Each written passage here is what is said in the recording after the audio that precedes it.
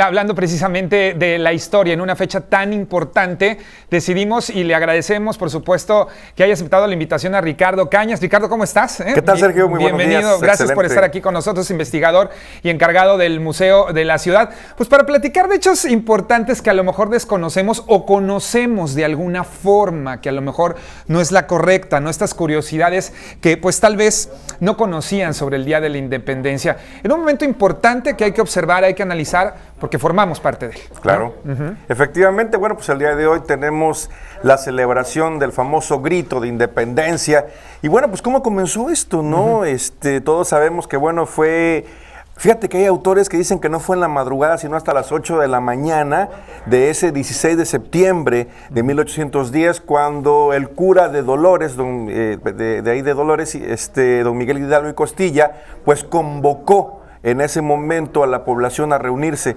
Bueno, recordemos que la conspiración había sido descubierta y llega precisamente ahí a Dolores Ignacio Allende, Juan Aldama, y se le notifica al cura de Dolores que participaba de estas conjuras y que pues entonces mandan a don José Galván a que suba a tocar la campana, el famoso esquilón de San José. ¿Él fue el que tocó la campana? Sí, don el José señor Galván. José Galván es el que toca la campana, el esquilón de San José, una campana que había sido prácticamente fraguada en 1768, ¿sí? Y precisamente para esta iglesia. Entonces Miguel Hidalgo pues, la manda a tocar. Y la gente poco a poco se empieza a reunir ahí. Hay algunos que dicen que la arenga la gritó desde su casa, que estaba a poca distancia de la iglesia. Y aunque no existe, fíjate, una documentación, fuentes primarias sobre lo que gritó Miguel Hidalgo, posteriormente en las indagaciones que se hicieron, se dice que gritó lo siguiente: viva Nuestra Madre Santísima de Guadalupe, viva la América, muera el mal gobierno y viva Fernando VII. Caramba, dices, ¿y por qué viva Fernando VII si es el rey de España? Bueno, es que lo que Hidalgo no estaba buscando era la independencia de la Nueva España, sino la independencia de España de Francia, porque Francia había sido 2 años antes invadida, España había sido invadida por Francia. Entonces, había sido Fernando VII, lo habían quitado del trono, estaba prácticamente encarcelado en Bayona, y el hermano de Napoleón, José Bonaparte, estaba ocupando de esa forma el trono español. Entonces lo que se quería era apoyar a España, por eso se gritó muera el mal gobierno, pero se referían al mal gobierno francés que se encontraba ahí. Claro, o sea, el grito no tiene nada que ver con lo que hoy en día conocemos. No exactamente, aunque luego la connotación fue distinta. Sí. Se buscó ya la independencia de esto. Y fíjate que tan solo 2 años después, 1812, todavía en la mera guerra de independencia, Ignacio López Rayón hace una celebración militar, ¿sí? Una celebración militar ese 16 de septiembre de 1812, y precisamente en aquellos tiempos también don José María Morelos y Pavón va a emitir, se va prácticamente a promulgar posteriormente los famosos sentimientos de la nación. ¿Qué dicen esos sentimientos de la nación? Los sentimientos, justamente como lo estamos viendo, en el punto número 23 de los sentimientos de la nación, dice que se solemnice, aquí lo dice, que igualmente se solemnice el día 16 de septiembre como el día que se exaltó nuestra libertad, y comenzó, pues ese día fue en el que se abrieron los labios de la nación para reclamar sus derechos y empuñó la espada para ser oída, en el cual se va a recordar también a Miguel Hidalgo y Costilla y a Ignacio Allende. Que ahora pues se va precisamente a enunciar los nombres de todos esos que formaron esa conspiración. Fíjate que no existe dentro de una reglamentación jurídica qué es lo que se va a decir el día, la noche del grito, ¿sí? Aunque dicen, ¿y por qué es el 15 y no el 16? Exactamente, ahí está, ¿sí? También incógnita. Ahí está. Fíjate que desde esas épocas la fiesta se comenzó a celebrar desde la noche anterior. Imagínate, voy a celebrar el grito de independencia, no voy a invitar a la gente a que venga a las 4 de la mañana. Claro. Entonces se comenzaban precisamente con veladas literarias, con serenatas y todo ese tipo de cosas. Desde la noche del 15, ya para la madrugada del 16 venía prácticamente la parte más fuerte de la fiesta, ¿no? Que era la ceremonia de grito. Se interrumpió en distintas ocasiones debido a las guerras e intervenciones que hubo en México, como todos lo sabemos. Sin embargo, fíjate que Maximiliano de Habsburgo, el año en que llegó Maximiliano, en el 864, él también protagonizó el grito de independencia. Okay. Se tomó muy en sí, muy para él, las tradiciones de esta nación. Y que bueno, que era un imperio, pues era un imperio totalmente independiente, entre comillas, claro, en ese momento. Oye, Ricardo, una pregunta también sonante. ¿Existió el Pípila?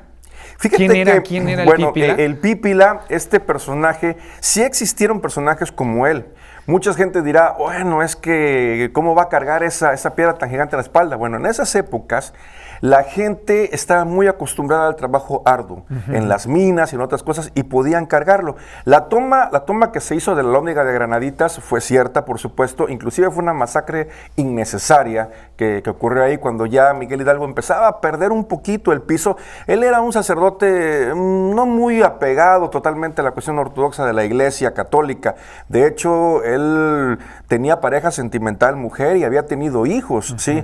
Entonces, bueno, se va a tomar la Alhóndiga de Granaditas y lamentablemente una masacre de muchos inocentes en ese sitio que no era necesario. Y este caballero, aunque bueno, sí está muy en duda el hecho de que cuánto tardaría en quemarse la puerta, ¿sí?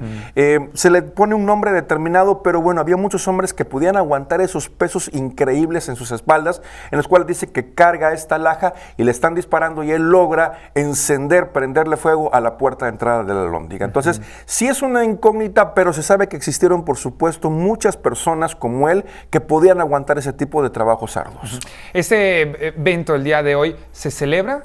¿Se conmemora? Se celebra, es una celebración. Es una celebración. Sí, así es, es de festejo. De festejo. La conmemoración es cuando llevas a cabo un evento para recordar de forma luctuosa, ¿sí? Pero, por supuesto, para que todo el mundo lo sepa, ciertos eventos, por ejemplo, el 21 de abril se conmemora, que es la heroica defensa de nuestra nación en Veracruz, ¿sí? Se conmemora. Pero esto se celebra. Perdón, ahorita que estás hablando de Veracruz, hay un momento importante en los insurgentes. Claro que sí, los insurgentes veracruzanos. Veracruzanos. La parte del malecón de Veracruz que es extensión de Mario Molina, se llama Insurgentes Veracruzanos y tenemos unas calles aquí, por ejemplo, J.P. Silva, ¿sí? Y varias calles en el centro norte de Veracruz. Y bueno, ¿quiénes son? Pues fíjate que aquí hubo en Veracruz una conjura muy importante, pero con puro jovencito, entre 17 y 21 años de edad, que fueron, ellos habían jurado ante una cruz del antiguo cementerio que se encontraba en lo que hoy es el barrio de La Huaca, juraron ante esa cruz jamás revelar la conspiración. Los muchachos posteriormente fueron descubiertos, fueron llevados a San Juan de Ulúa durante 6 meses, fueron golpeados, torturados, amenazados con su familia y todo lo demás, y los muchachos jamás revelaron la conspiración y fueron condenados a morir fusilados para el día 29 de julio de 1812. Los padres de ellos habían rogado al virrey Venegas que les perdonara la vida y por ello pues iban a volver a ser leales a la corona, claro, sin el consentimiento de ellos. El virrey otorgó el perdón, fíjate, y ya venía el jinete Ciriaco Llanos desde la Ciudad de México a Veracruz y fue detenido el jinete con el documento del perdón para esos muchachos allá en Tejería, no lo dejaron pasar y a las 5 de la tarde del 29 de julio de 1812, 6 jóvenes veracruzanos fueron fusilados en el Baluarte de Santiago por la independencia de México. Entre ellos, J.P. Silva, que es José Prudencio Silva, Bartolomé Flores, José Nicasio Arismendi, José Ignacio Murillo, Cayetano Pérez, entre ellos. Que por cierto, cuando visiten el puerto de Veracruz hay una placa a un costado del Baluarte de Santiago donde están los nombres de los nombres de ellos. Esa la placa la mandó a poner Porfirio Díaz en el centenario de la independencia de México para que no se olvidaran de los insurgentes veracruzanos. Qué interesante es la historia, sin duda alguna, sobre todo cuando conocemos estos hechos reales de lo que a lo mejor podemos conocer o podemos tener idea, pero realmente la historia en realidad lo cuenta de otra forma, cómo es, cómo fue y cómo se vive hoy en día, ¿no? Así es, efectivamente. Y bueno, pues se toca la campana. Hoy es cumpleaños de Porfirio Díaz. Hoy es cumpleaños, sí, nació un 15 de septiembre. Y muchas personas pensaban que a lo mejor la fiesta se hacía desde el 15 por ser cumpleaños de él. No, a lo que sí se le atribuye a Porfirio Díaz es que la campana de Dolores, el famoso esquilón de San José, fuera trasladada en 1896 desde la iglesia de Dolores hasta el Palacio Nacional. Eso sí, eso lo hizo Porfirio Díaz en el 896, el año en que ya estaba construyendo el puerto de Veracruz, las obras portuarias, y bueno, fue un año muy espectacular para México. Entonces ahí Porfirio Díaz comienza a protagonizar otra vez la gran fiesta, que ya se hacía ya de forma más estricta, permanente, desde 1867, cuando triunfa triunfa la República sobre el Imperio con Benito Juárez. Muy bien. Ricardo Cañas, muchísimas gracias por acompañarnos y gracias por De nada. aportar esta información tan y importante. felices fiestas para todos ustedes en este gran día. Ricardo Cañas, investigador y encargado del Museo de la Ciudad.